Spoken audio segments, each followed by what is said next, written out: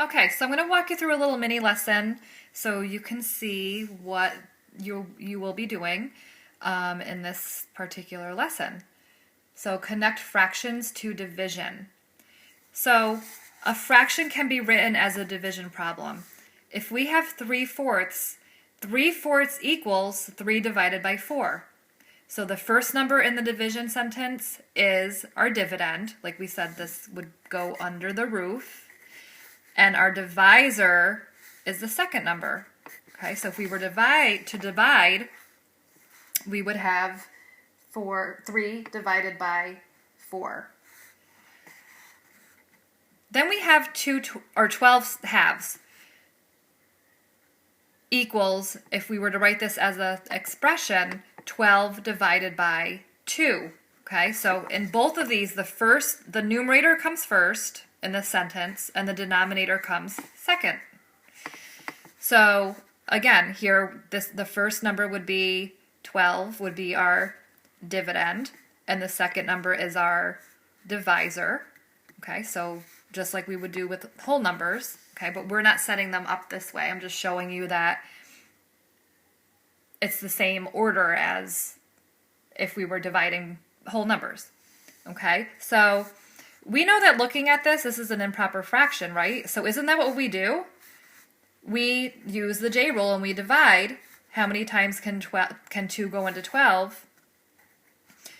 And then we do our subtraction.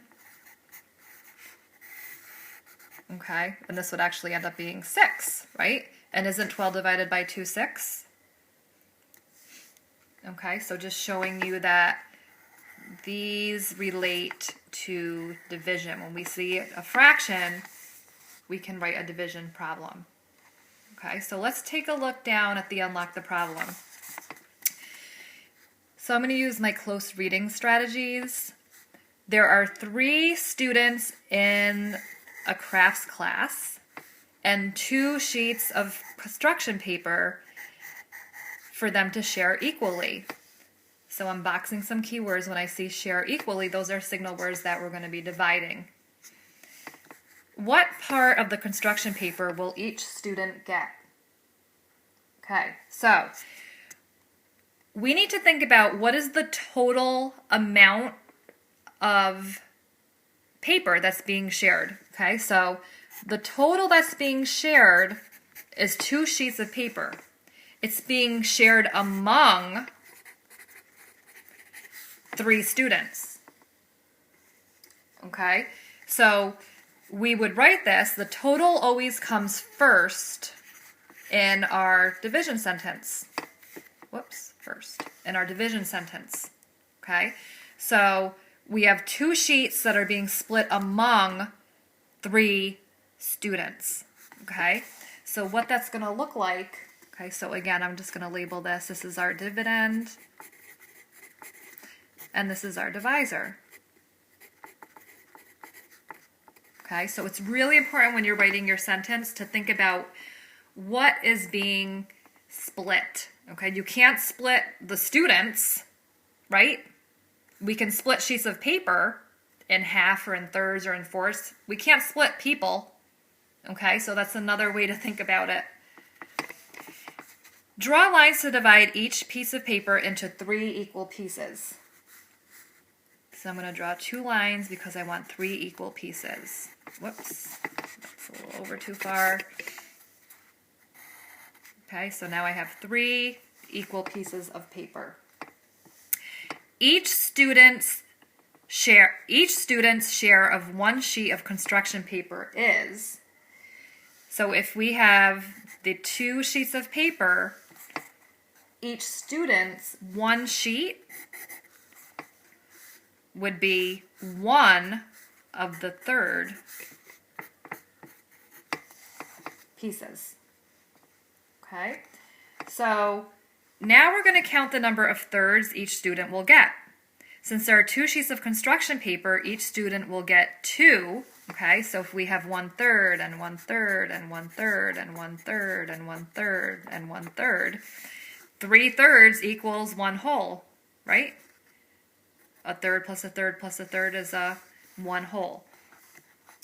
So each student will get 2 of the thirds of construction paper, or 2 times 1/3. Okay, so if there's 3 students, so this student's going to get 1, this student's going to get, or I'm sorry, 2, this student's going to get 2 thirds, and this student's going to get 2 thirds, and there's our 3 kids. So complete the number sentence. 2 divided by 3, the first number is going to be the numerator, and the second number is the denominator. So that's really easy to remember because it's just the first number goes on top and the second number goes on the bottom. So each student is going to get 2/3 of the sheet of paper. Okay, so that's what our model's showing. We can check our answer by working backwards.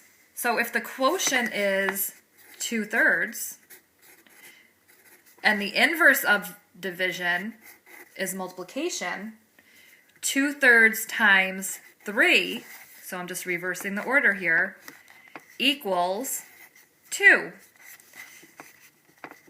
Let's check that since we know how to multiply. We're going to put the 3 over 1. I can cross simplify here. 2 times 1 is 2. 1 times 1 is 1. This is an improper fraction, so again, we're dividing, and we get 2. Okay, so that checks out.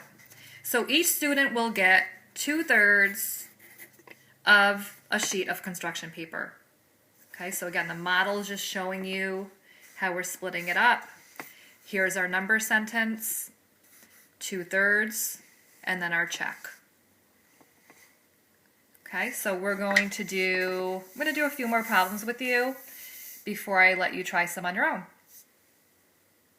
So we're going to the next slide. Stay tuned.